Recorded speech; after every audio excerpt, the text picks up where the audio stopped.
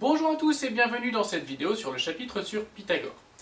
Alors, au sommaire de cette vidéo, nous allons déjà présenter qui était Pythagore, ensuite quelques rappels sur les triangles rectangles, et enfin pour terminer la fameuse égalité de Pythagore.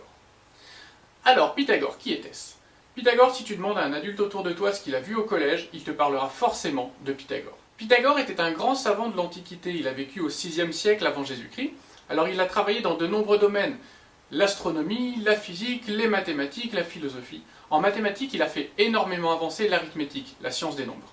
Pythagore est né à Samos, une petite île grecque. Il a rapidement et beaucoup voyagé dans sa vie. Il a notamment voyagé à Milet, où il a rencontré Thalès, un autre grand mathématicien que nous verrons au collège. Un autre de ses voyages l'a transporté en Égypte, où il a découvert ce qui deviendra le fameux théorème de Pythagore. Alors comment ça s'est passé?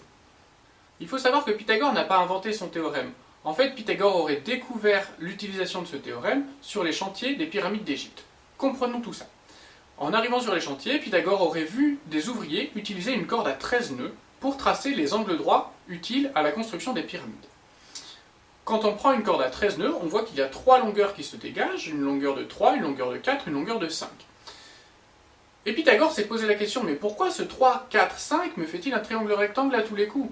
Est-ce que ça marche avec d'autres longueurs, etc. C'est cette relation entre les longueurs 3, 4, 5 et plus généralement entre les longueurs des côtés du triangle rectangle qu'on appelle relation de Pythagore. Avant de voir cette relation, faisons un petit rappel rapide sur les triangles rectangles. Alors un triangle rectangle, tu sais ce que c'est, hein, c'est un triangle qui a un angle droit, c'est-à-dire un angle de 90 degrés.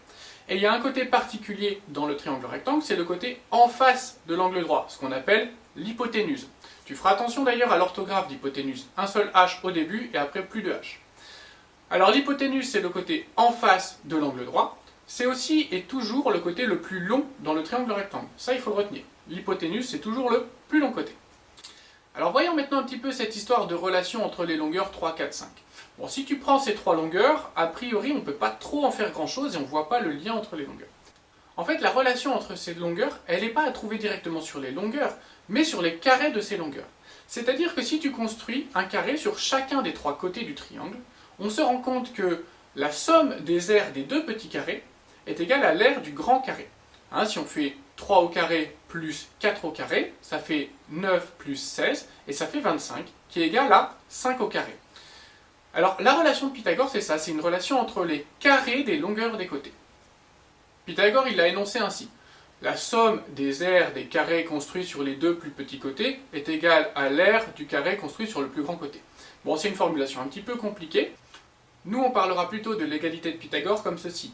Dans un triangle rectangle, le carré de la longueur de l'hypoténuse est égal à la somme des carrés des 2 autres côtés.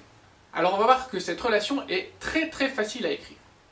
Ici, dans notre triangle rectangle, l'hypoténuse, c'est le côté AC. Donc, on va écrire AC au carré est égal à la somme des 2 autres côtés au carré, donc AB au carré plus BC au carré. Tout simplement, on a maintenant notre relation entre les carrés des longueurs des 3 côtés, on pourra l'utiliser dans les exercices. Maintenant, à toi de t'entraîner, à toi de jouer!